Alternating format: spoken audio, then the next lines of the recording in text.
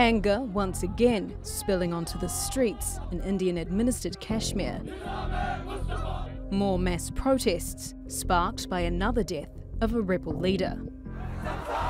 Last week, security forces shot dead Sabza Ahmed Butt, a senior leader of Hizbul Mujahideen, the largest indigenous rebel group fighting against Indian rule in Kashmir. As news of his death spread, so did the violence. Hundreds of protesters threw rocks at Indian forces, who fired back with shotgun pellets and tear gas. In the wake of his death, authorities imposed a curfew, with businesses and schools locked down for several days. Butt's death echoes events that triggered the latest wave of unrest in Indian-administered Kashmir. In July, Hizbul Mujahideen leader Burhan Wani was killed by Indian forces. It sparked months of ongoing protests that have left scores of people dead and thousands injured.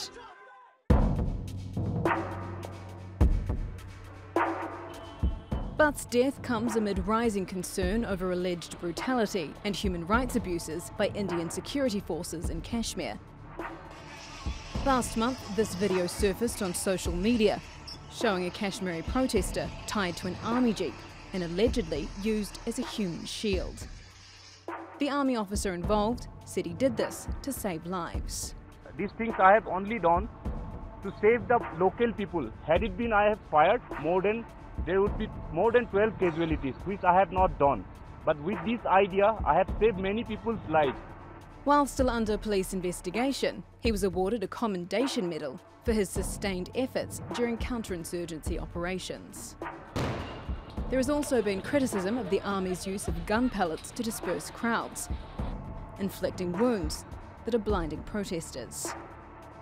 But Indian security forces say their methods are necessary to protect against and control an increasingly violent insurgency. Will the death of another rebel leader further fuel the unrest that's gripped Kashmir?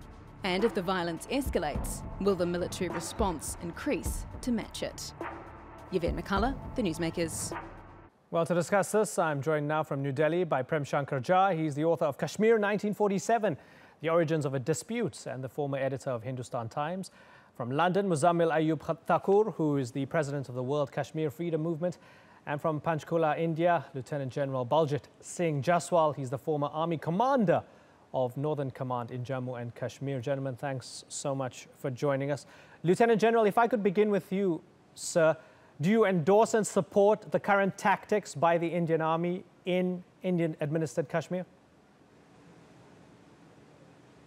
Mr. Imran, first of all, I take objection to your statement of Indian-administered Kashmir. Kashmir is very much part of India, so you can just make a mention in Kashmir. This is the house style of the channel. This is the house style. It's a disputed region. This is what we call it. That's your viewpoint. I have the right to express my viewpoint. Sure, fair enough. I have the right to express my viewpoint. Okay, fair enough. But notwithstanding that, yes. I totally support what the chief is saying. You see, it's very easy to say that rules of engagement need to be followed in letter and spirit. In a hybrid war of this nature, which is proxy in intent, and also a dirty war, your rules of engagement keep changing as per the situation. The simplest answer I would say is that if you really want to feel the heat, be in it. What does that mean? This officer, he took a decision to save the lives of many people. Had he not adopted this particular technique, he would have had to fire, couple of people would have died, and couple of people would have been injured. Now that's what it is. He was between the devil and the deep sea. He took initiative to save the lives, and this individual who was tied in front of the vehicle, it's a very innovative technique.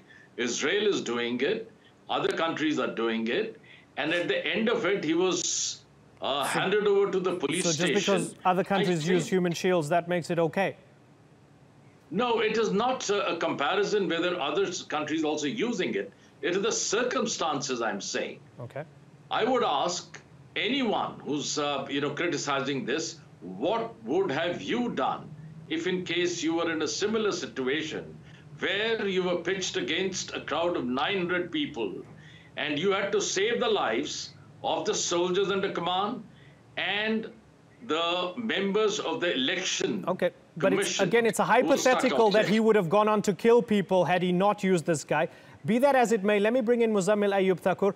Muzammil, according to the Lieutenant General, the Indian Army is taking maximum precautions, it's adapting, it's doing what it can, and it's trying to save civilian lives. What do you think, Muzammil? I think it's complete nonsense. Over the last many years, we've heard from various Indian officials, be they governmental or the military, that they are planning something in Kashmir over the next year. They have an intention to change the landscape and the demographics inside Kashmir. Now, you talk about maximum restraint. I'm sorry, but you're talking half-truths, Lieutenant General. The fact that that young man had a piece of paper taped to his chest saying that I am a stone pelter, and that the army people were telling other people that this would be your situation if you tried to do anything. They were protecting themselves. You people have guns. These children have stones. You cannot compare. You compare yourselves to Israel. I'm telling you that is not a very good analogy, not in the international world. You've just put yourself into one foot into the grave. I'm sorry, but there is no maximum restraint. The Indian government and the Indian forces have been mercilessly killing people, not just for the last 70 years, but especially recently, over the last few years, especially the last few months. Ever since Burhan Wani was martyred. Lieutenant General? Yes. I like the way he is saying that these kids have got stones and these people have got weapons. That's what I'm saying. You want to feel the heat? Kindly go and sit with the security forces over there. Why should these people be pelting? No, if you have, then why did you cross the line? Who gives you the right to go in for agitational terrorism? The people of the security forces who are there, I'll just let me finish if you don't mind. The security forces who are there, they've been given a line of denial, for instance. Why should you cross that? If in case you violate the regulation, then you are responsible for your own action. Fair enough, and that is a rhetorical question. I want to bring in Prem Shankar Jha here. We have this narrative of a dirty war from the Indian Army, the Indian security forces. The guy who actually used that young man, Farooq Dar, as a human shield, Major Litul Gogoi, got a medal for doing so. What does this tell you about the current state of the conflict and the current tactics by the Indian Army, sir?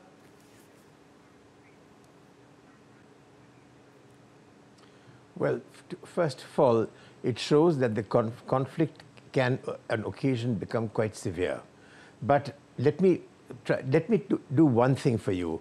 Let us separate the stone pelting and the feelings of the Kashmiris, what they want, their anger with India and the long-standing dispute, from the specific thing that this Major Gogoi did. In the specific circumstances in which he was placed, you have to understand one thing about the Indian Army. First of all, the security work, when you say 90 people, 70 people have been killed, has not been killed by the army. Whatever has been happening has been with the paramilitary forces, the Central Reserve Police Force and the Kashmir Police. The Kashmir Police leads and the Central Reserve Police Force goes with them. And they are the people who have been confronting the stone pelters and being injured. And I agree with the gentleman from Kashmir completely that guns are not the answer to stones. There are many other ways. The Kashmir police is the most ill-equipped for riot work that I have known. And this has been a situation, they've had 6-7 years to set things right. Nothing has been set right. Coming to Mr. Given that situation, a situation in which people have found that if we pelt stones on poorly equipped security forces, they will sooner or later reply with pellets and our political purpose will be fulfilled. A vicious circle has been created. And when this election took place, which was, I think, a very, very bad idea on the part of the Indian government, a stupid idea, if you ask me, it was a sort of a kind of a catalyst for all the forces to come together and say, we will not let this happen. Okay, and for the sake of clarity, I know we're saying the army and the police, and I'm well aware of the CRPF for example. But for the sake of clarity, at the moment, as we discuss this, especially for an international audience, when I refer to Indian forces, I'm going to refer to both, right? So the encounters with the CRPF and the Indian Army. And I hope you're okay with that, gentlemen. Let me bring in what the Army Chief had said. May I suggest one thing? Sure. Go ahead.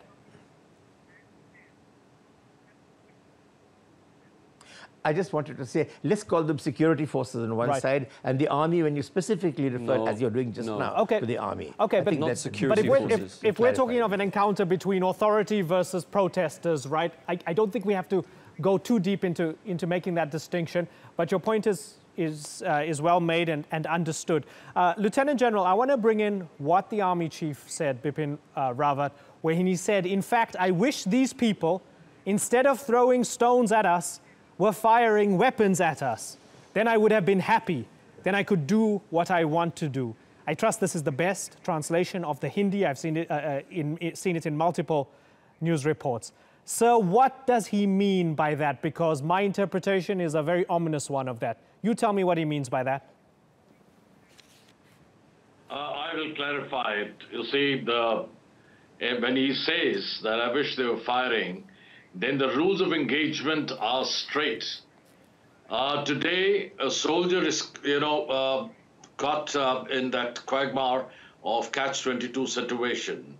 What happens is the stone throwers, they are lethal stones coming at the soldiers. We don't fire in the air.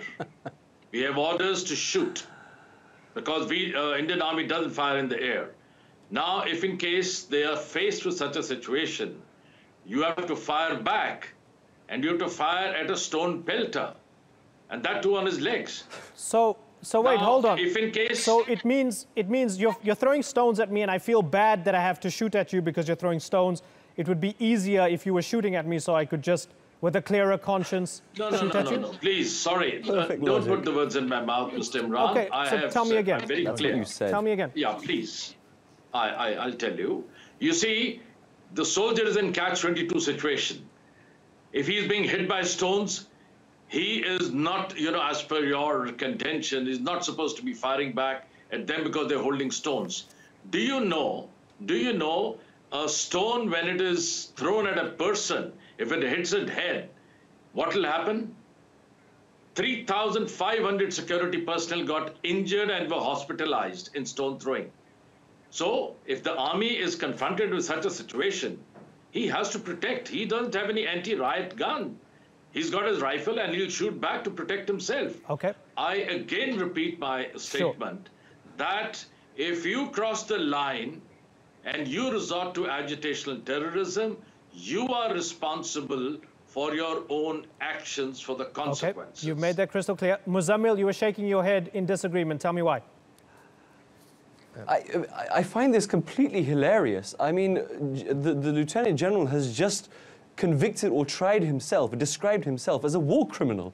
I mean, he's talking about stones for bullets. I mean, it's impossible to compare the two. It really baffles me that he's able to talk about how there is restraint and we will countermeasure with pellets and bullets. And these are young children, and they don't stone pelt for the sake of stone pelting. They are reacting to the murders that is being committed by the armed forces inside Kashmir.